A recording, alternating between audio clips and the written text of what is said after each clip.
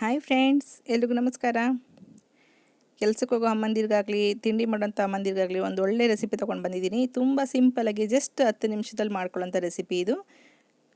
ನೋಡೋದಕ್ಕೆ ಎಷ್ಟು ಚೆನ್ನಾಗಿದೆಯೋ ತಿನ್ನೋದಕ್ಕೂ ಅಷ್ಟೇ ಮಜವಾಗಿರುತ್ತೆ. ಟೇಸ್ಟು ರುಚಿಯಾಗಿರುತ್ತೆ. ನೋಡೋದಕ್ಕೆ ಎಷ್ಟು ಚೆನ್ನಾಗಿ ಕಣ್ಣು ತುಂಬಿ ಬರ್ತಿದೆಯಲ್ಲ, ತಿಂದಾಗ ಆಗೇ ರೀತಿ ಹೊಟ್ಟೆನೂ ಕೂಡ ತುಂಬ ತುಂಬುತ್ತೆ. ಅಷ್ಟು ಚೆನ್ನಾಗಿರುತ್ತೆ ಟೇಸ್ಟು.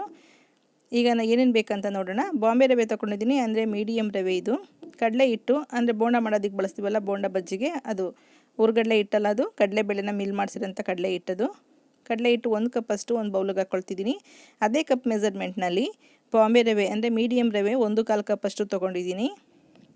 ಜಸ್ಟ್ 10 ನಿಮಿಷ ಸಾಕು ಫ್ರೆಂಡ್ಸ್ ಈ ತಿಂಡಿ ಬ್ರೇಕ್ಫಾಸ್ಟ್ ಮಾಡೋದಕ್ಕೆ. ತುಂಬಾ ಈಸಿ ರೆಸಿಪಿ, ಟೇಸ್ಟಿ ಆದಂಥ ರೆಸಿಪಿ. ಹಾಗೆ ರುಚಿಗೆ ತಕ್ಕಷ್ಟು ಉಪ್ಪು ತೊಗೊಂಡಿದ್ದೀನಿ. ಎಲ್ಲನೂ ಚೆನ್ನಾಗಿ ಮಿಕ್ಸ್ ಮಾಡ್ಕೊಳ್ಳೋಣ. ಯಾರು ನೀವು ಅಕ್ಕಿ ತಿನ್ನೋದಿಲ್ಲ, ಕೆಲವೊಂದು ಸಲ ಪೂಜೆ ಪುನಸ್ಕಾರಗಳು ಇರ್ತವೆ ಎಂದಾಗ ಕೂಡ ಈ ರೀತಿಯಲ್ಲಿ ನೀವು ಕಡಲೆಬೇಳೆ ರವೆ ಮಿಕ್ಸ್ ಮಾಡ್ಕೊಂಡು ಕೂಡ ದೋಸೆ ಮಾಡ್ಕೊಳ್ಬೋದು. ಒಂದು ಎನರ್ಜಿ ಕೂಡ ಕೊಡುತ್ತೆ. ಹಾಗೆ ಅರ್ಧ ಕಪ್ಪಷ್ಟು ಹುಳಿ ಮೊಸರು ಹಾಕ್ಕೊಳ್ತಿದ್ದೀನಿ. ಮೊಸರು ಸ್ವಲ್ಪ ಹುಳಿ ಇದ್ರೆ ಟೇಸ್ಟಿಯಾಗಿರುತ್ತೆ. ಹಾಗೆ ನಲ್ಲಿ ಟೋಟಲ್ಲು 1.5 ಕಪ್ಪಷ್ಟು ನೀರು ಬೇಕಾಗುತ್ತೆ. ಅದೇ ಕಪ್ ಮೆಜರ್ಮೆಂಟ್ನಲ್ಲಿ ಹೇಳ್ತಾ ಇದ್ದೀನಿ ಎಲ್ಲನೂ.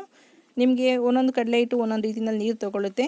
ನೋಡಿಕೊಂಡು ನೀವು ಯಾವ ಅದಕ್ಕೆ ಬೇಕಾದ ಅದಕ್ಕೆ ಕಲಿಸ್ಕೋಬೋದು. ಇದು ದೋಸೆ ಹಿಟ್ಟು ಅಂದರೆ ಉದ್ದಿನ ದೋಸೆ ಹಿಟ್ಟು ಬರುತ್ತಲ್ಲ, ಆ ಹದದಲ್ಲಿ ಇರಬೇಕಾಗುತ್ತೆ ಬ್ಯಾಟರು. ಅದಕ್ಕೆ ಎಷ್ಟು ನೀರು ಬೇಕಾಗುತ್ತೆ ನೋಡಿಕೊಂಡು ನೀವು ಕಲಿಸ್ಕೊಳ್ಳಿ.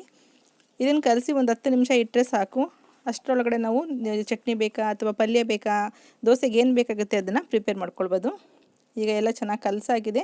ಒಂದು 10 ನಿಮಿಷ ಬಿಟ್ಟರೆ ನಿಮಗೆ ಹದ ಗೊತ್ತಾಗುತ್ತೆ. ರವೆ ಎಲ್ಲನೂ ಸ್ವಲ್ಪ ನೆಂದು ನೀರಿನಂಶ ಎಲ್ಲ ಇನ್ನು ಸ್ವಲ್ಪ ಎಳ್ಕೊಂಡಿರುತ್ತೆ. ನಾನಿಲ್ಲಿ 1-2 ಈರುಳ್ಳಿ ಸಣ್ಣದಾಗಿ ಹೆಚ್ಚಿಟ್ಕೊಂಡಿದ್ದೀನಿ. ಹಾಗೆ ಶೇಂಗಾ ಚಟ್ನಿ ಪುಡಿ ಇದು.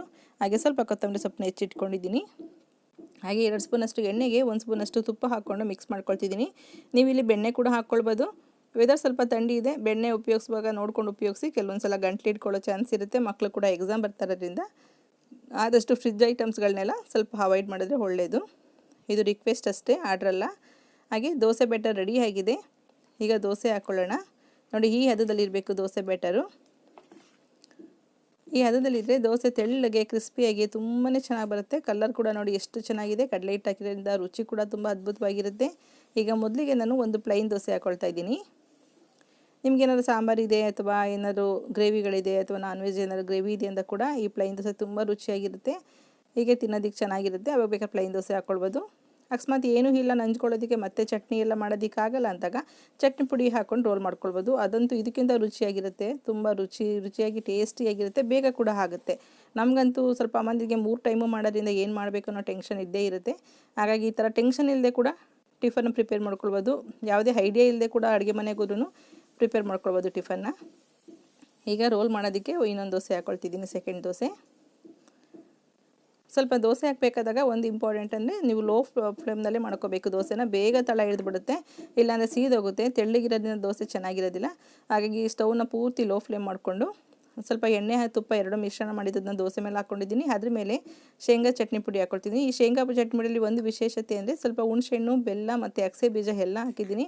ಹಾಗಾಗಿ ಶಕ್ತಿನೂ ಇದೆ, ರುಚಿನೂ ಇದೆ. ಹುಳಿ, ಉಪ್ಪು, ಖಾರ, ಸಿಹಿ ಎಲ್ಲ ಇರೋದ್ರಿಂದ ತುಂಬ ರುಚಿಯಾಗಿ ಕೂಡ ಇರುತ್ತೆ. ಮೇಲೆ ಸ್ವಲ್ಪ ಹಸಿ ಈರುಳ್ಳಿ ಹಾಕ್ಕೊಂಡು ಸ್ವಲ್ಪ ಕೊತ್ತಂಬರಿ ಸೊಪ್ಪು ಹಾಕ್ಕೊಳ್ತಿದ್ದೀನಿ. ನೀವು ಇದ್ರ ಜೊತೆಗೆ ಸ್ವಲ್ಪ ಮಕ್ಕಳು ತಿನ್ನಲ್ಲ ಅಂತಂದರೆ ಸ್ವಲ್ಪ ಕ್ಯಾರೆಟು, ಕ್ಯಾಪ್ಸಿಕಮು ಮತ್ತು ಮುಸ್ಕಿನ ಜೋಳ ಕೂಡ ಹಾಕ್ಕೊಳ್ಬೋದು. ಅದನ್ನು ಕೂಡ ಹಾಕ್ಕೊಂಡು ನೀವು ಈ ಥರ ಫ್ರೈ ಮಾಡೋದ್ರಿಂದ ತುಂಬಾ ರುಚಿಯಾಗಿರುತ್ತೆ. ನೋಡ್ತಾನೆ ಇರಬೇಕು ಅನ್ಸುತ್ತಲ್ಲ. ನೋಡೋದಕ್ಕೂ ಎಷ್ಟು ಚೆನ್ನಾಗಿ ಕಾಣುತ್ತೆ. ಹಾಗೆ ತಿನ್ನೋದಕ್ಕಂತೂ ಒಳ್ಳೆ ಅದ್ಭುತವಾದಂಥ ರುಚಿ ಇರುತ್ತೆ ಈ ದೋಸೆ.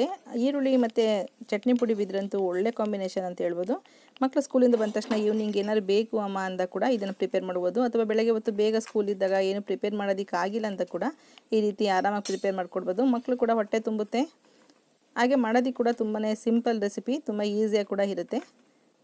ನೋಡಲ್ಲ ಫ್ರೆಂಡ್ಸ್, ಎಷ್ಟು ಸಿಂಪಲಾಗಿ ಮಾಡ್ಕೊಳ್ಬೋದು ಅಂತೇಳಿ. ಈ ಥರ ರೋಲು ಬಿಸಿಯಾಗಿದೆ, ಹೊಗೆ ಕೂಡ ಬರ್ತಾ ಇದೆ ನೋಡಿ. ಒಳಗಡೆ ಕೂಡ ಎಷ್ಟು ಚೆನ್ನಾಗಿದೆ ಅಂದರೆ ಒಳಗಡೆ ಎಲ್ಲ ಸಾಫ್ಟಾಗಿರುತ್ತೆ, ಮೇಲೆ ಕ್ರಿಸ್ಪಿಯಾಗಿರುತ್ತೆ. ತಿನ್ನಬೇಕಾದ್ರೆ ಏನೋ ಒಂಥರ ಮಜಾ ಸಿಗುತ್ತೆ. ತುಂಬ ರುಚಿಯಾಗಿ ಇರೋದ್ರಿಂದ ಒಂಥರ ತಿಂದಾಗೂ ಒಂಥರ ಹೊಟ್ಟೆ ತುಂಬ್ದಂಗೆ ಫೀಲ್ ಆಗುತ್ತೆ. ನಿಮ್ಗೆ ಆ ಥರ ಏನಾದ್ರು ರೋಲ್ ಮಾಡೋದಕ್ಕಾಗಲ್ಲ ಅಂದಾಗ ಈ ಥರ ಚಟ್ನಿ ಪುಡಿಗೆ ಸ್ವಲ್ಪ ಮಿಕ್ಸ್ ಮಾಡಿಕೊಂಡು ತುಪ್ಪ ಹಾಕ್ಕೊಂಡು ಮಿಕ್ಸ್ ಮಾಡ್ಕೊಂಡು ಕೂಡ ತಿನ್ನಬಹುದು. ಯಾವುದನ್ನು ಸಾಂಬಾರಿದ್ರೆ ಅದ್ರ ಜೊತೆ ಕೂಡ ಒಳ್ಳೆ ಕಾಂಬಿನೇಷನು. ಪ್ಲೈನ್ ದೋಸೆ ಆದರೆ ಅಥವಾ ದೋಸೆಗೆ ಏನು ಪ್ರಿಪೇರ್ ಮಾಡೋಕ್ಕಾಗಲ್ಲ ಅಂದಾಗ ಈ ರೀತಿ ರೋಲ್ ಮಾಡಿಬಿಟ್ರೆ ತುಂಬ ಈಸಿಯಾಗಿ ಕೈನಲ್ಲಿ ರೋಲ್ ಮಾಡಿಕೊಟ್ಬಿಟ್ಟೆ, ಒಂದು ಟಿಶ್ಯೂ ಪೇಪರ್ ಹಾಕ್ಕೊಟ್ಬಿಟ್ಟು ಆರಾಮಾಗಿ ತಿಂತಾರೆ. ಓಕೆ ಫ್ರೆಂಡ್ಸ್, ಈ ವಿಡಿಯೋ ಇಷ್ಟ ಆಗಿದೆ ಲೈಕ್ ಮಾಡಿ, ಶೇರ್ ಮಾಡಿ, ಸಬ್ಸ್ಕ್ರೈಬ್ ಮಾಡಿ. ಹಾಗೆ ನಿಮ್ಮ ಫ್ರೆಂಡ್ಸ್ಗೆಲ್ಲ ಶೇರ್ ಮಾಡೋದನ್ನು ಮರಿಬೇಡಿ. Okay, bye, thank you.